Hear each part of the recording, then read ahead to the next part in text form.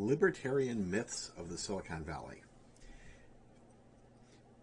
In this video, I'm going to talk about one very popular myth about the Silicon Valley in the United States that is held by libertarians, by many conservatives, Republicans, business people and business commentators, and even to some extent by liberals and even leftists, socialists and people even farther left.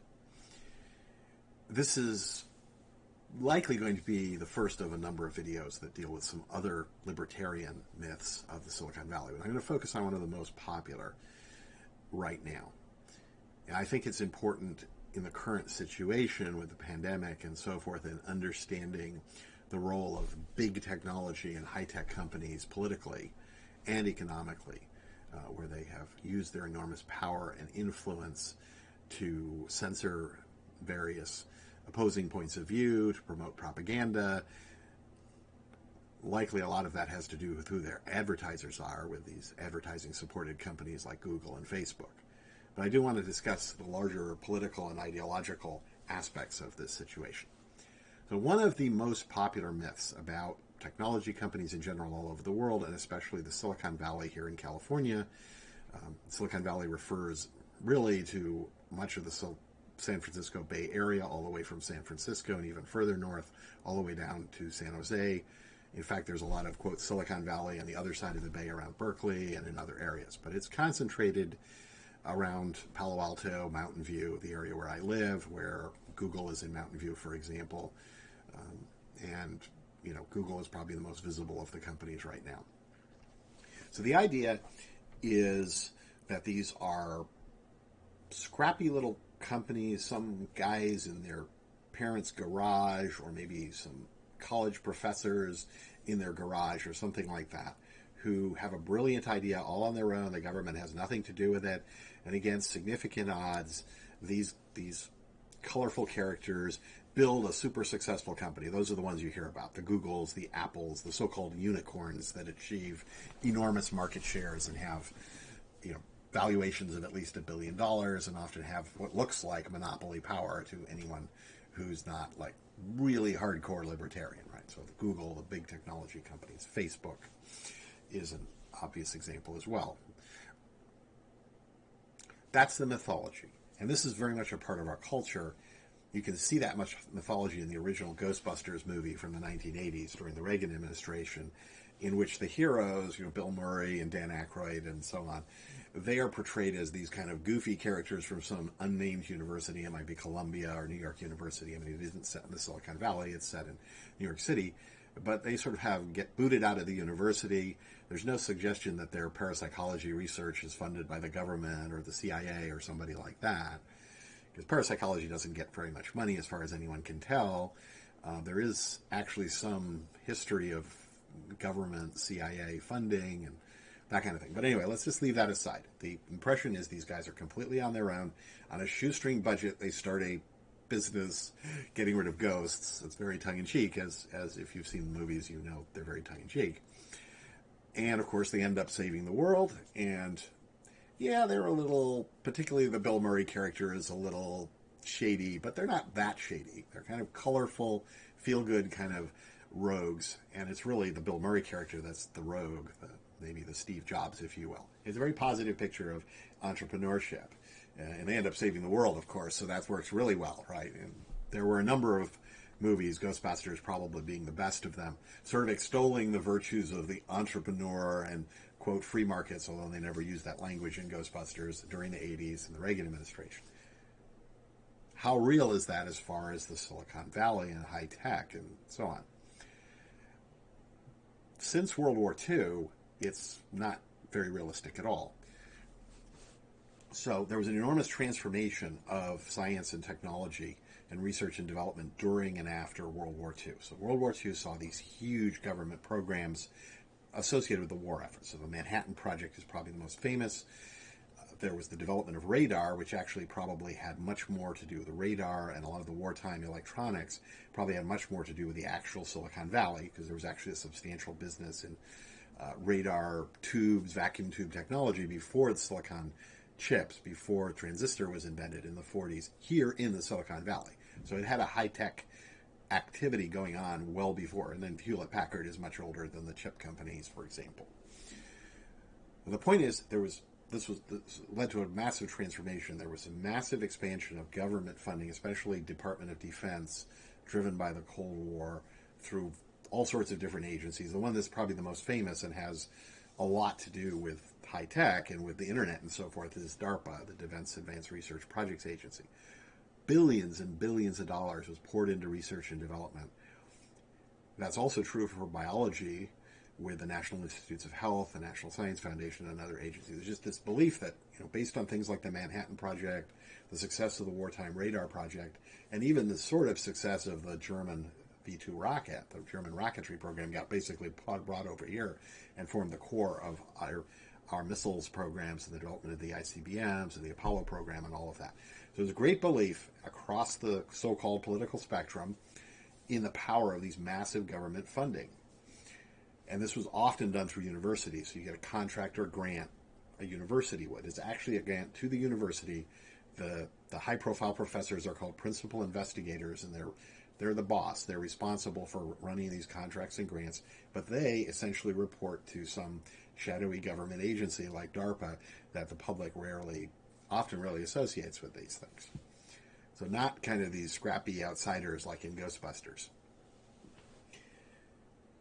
But what happens, and was codified into law with the Bayh-Dole Act in 1981, early days of the Reagan administration, but what's going on before this is often when one of these research programs or R&D projects hits the jackpot and they get something, a technology or a scientific, quote, breakthrough or idea that really makes money, is really successful in a business sense, these are often licensed or simply taken by the researchers. So often they're licensed theoretically from the university. It all goes to the university. So the government doesn't retain ownership of these things. It's very favorable to the universities on paper, and in practice to the researchers themselves, the professors and their grad students and other people. And many, many companies can be traced directly to these projects. That includes Google, for example. It includes much of the internet companies, like what became Netscape, came out of University of Illinois, came out of NSF-funded research. In fact, Internet Explorer was originally licensed from the NCSA Mosaic, the same project for Microsoft. And time again, when you look at where the technology comes from, and the people often come from the very, very early days, it's a government program, often a DARPA program, but also from other companies, or I'm sorry, other government funding agencies and entities. And it's very favorable, so you can, have all your costs picked up by DARPA or NASA or many other of these agencies, and you're not really risking anything. And if you succeed, which is usually not what happens, or the failure rate of R&D is very high, often you'll hear a number of 80 to 90%, it may be higher actually, in terms of practical applications. I mean, if you said, did this produce a research paper in some journal that said reported results, that's very common, and probably most government-funded research grants and contracts do produce published papers. In that sense, they're highly successful. If you're talking about something big and successful like the internet or a GPS system or a number of these other programs that the government has, that's rare. So the government is eating the development costs, the risk. They're providing the capital, they're providing all kinds of support for these companies. And they know it. And the venture capital firms, the Sand Hill Road Company, venture capital firms like Kleiner Perkins, Sequoia, the others, if you actually look closely at even their websites and the books they publish, they know this. What they claim they do is they take proven, technologically feasible technology. There's no technical risk whatsoever in what they invest in. Well, who took the technical risk, right? Who figured out the technology? And they are often hazy about that, or they'll talk about universities. It's your government, the U.S. government, that did that in most of these cases. So there's a huge, huge subsidy going on through these government research and development programs. It's not just the cost of the technology that works. It's not just the cost of web browsers or the internet or the GPS system or other things that succeeded. You have to include the cost of all the research that never produced anything of great business value, or perhaps nothing. And that's huge. I mean, it's probably over $100 billion a year that the government spends on R&D activities. The practical outcomes of that are fairly limited, but those get publicity, right? And they're portrayed as the work of these scrappy, maybe slightly roguish, but likable, nerdy characters like the heroes in Ghostbusters. That is not true. I mean, essentially, you have a very different system in the Silicon Valley, and it goes way back. I mean, it was very driven by military and Cold War expenditures back in the 50s and 60s, the early days of the Silicon chips. These things were for military, Air Force, and satellite programs. A lot of the money was coming from there. It's very, very, very far from the Ghostbusters sort of little guy, the scrappy teenagers in their mom's garage image that Silicon Valley continues to exploit. Now, companies are well aware of that, which is why they actually overtly support, like Google does, the government funding research, because they know that's where they're getting their next breakthrough from in many cases. But they don't want to tout it too loudly, because people might say, well, okay, so actually this revolutionary technology wasn't developed by, two teenagers in their parents' garage, or by these three professors at this tiny little college who got no government money. Instead, they were really backed, and both an overt capital cost of developing it, as well as various resources and connections that the government research system provides. People might say, well, maybe the government, which is after all me, the taxpayer, the people, we ought to get some of that, or it might be cheaper. Like, why is some guy who took no risk a billionaire now? Because he wasn't really that scrappy guy in the scrappy teenager in his mom's garage who put up all the money and charged on his credit cards, and the kind of mythology that you see, the sort of thing that's depicted in Ghostbusters in the 1980s. That's not what's going on at all. You're privatizing the profit and socializing the cost somewhere in there to the taxpayers, the people. So this is a very strong myth.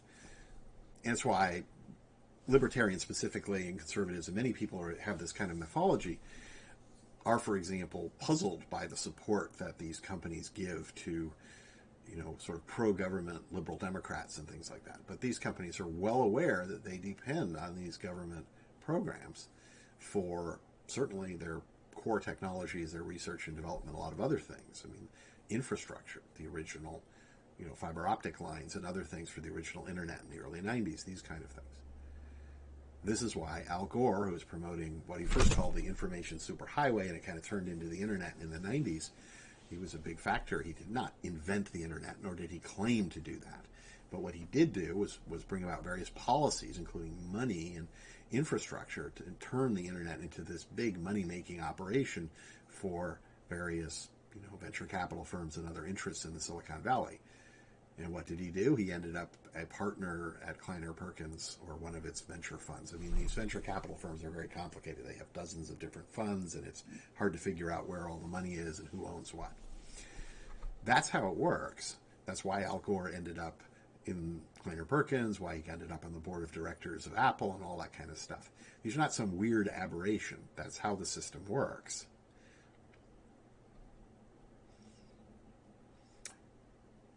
So this is a major myth, and it's propagated at a very high level. I've seen attempts to claim that the internet wasn't built and invented by the government, when it obviously was. It was a DARPA program, it was tied in with the military, and it existed for a very long time before it got hot in the 90s with a lot of help from Al Gore and undoubtedly other political figures.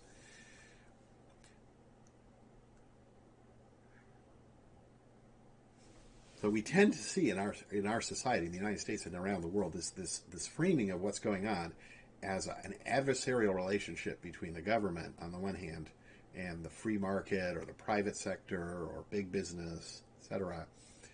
And that they're really knocking heads. They don't get along, and for the libertarians, the conservatives, Republicans, well, the scrappy heroes in Ghostbusters are the guys we should be rooting for.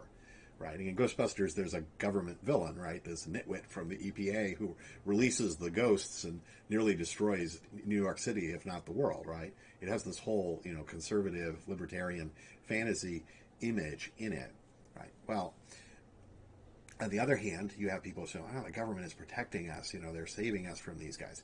Actually, to a large extent, they're working together, and they're working together to rig the game in their favor in many cases.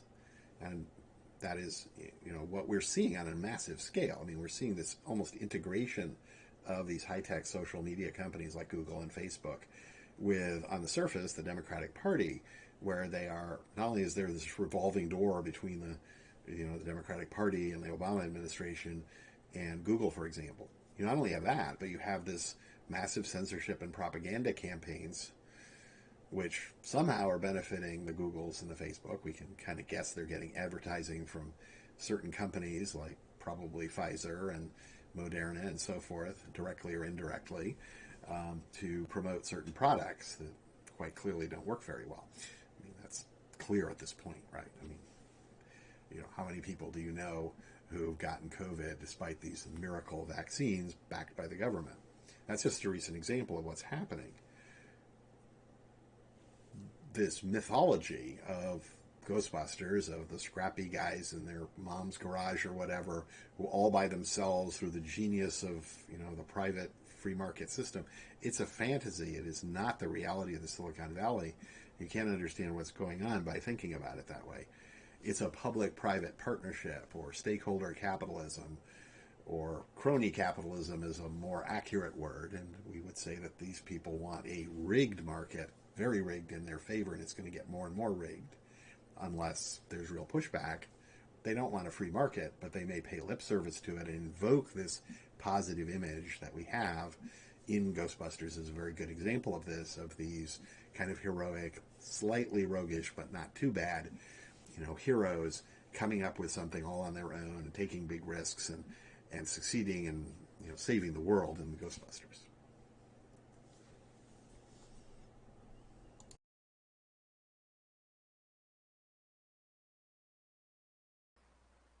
Our censored search website and service enables you to search censored and shadow banned websites for suppressed information.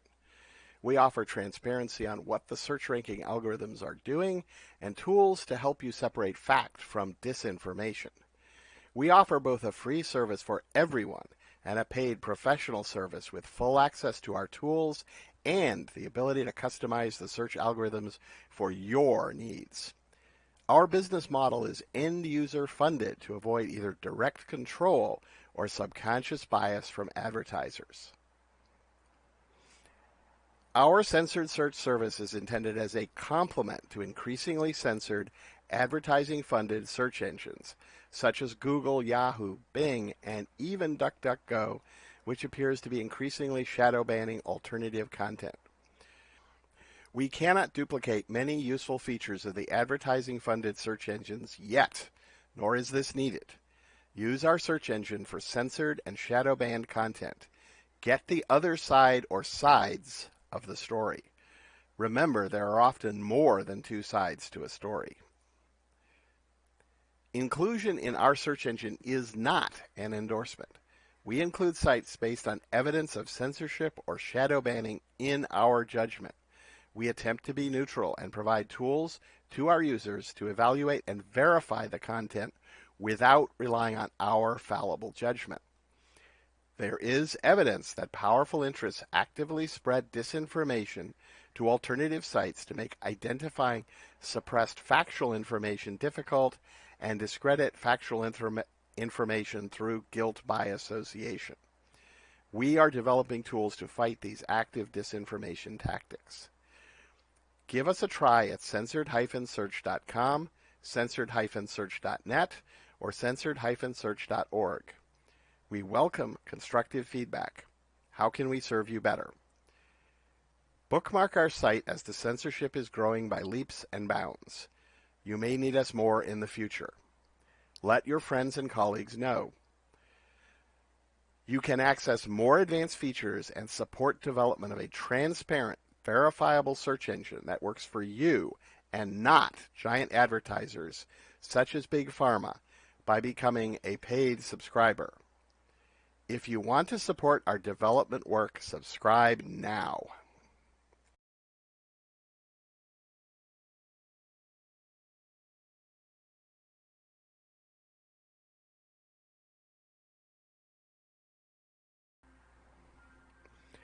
This concludes this video presentation. If you like this video, please click like. Please click subscribe and the notification bell if you would like to receive more content from us. You can avoid internet censorship by subscribing directly to our RSS news feed. Please consider sharing the link by email and on your website or blog, in addition to liking, upvoting, or sharing on increasingly censored, advertising beholden, big company social media. We have encountered such censorship. Mathematical software is developing algorithms and software to automate data analysis, reducing the risks of costly errors and increasing the predictive power of the results. You can support our work financially by subscribing on our Patreon page, https://www.patreon.com/mathsoft, or scanning the QR code in the lower right corner.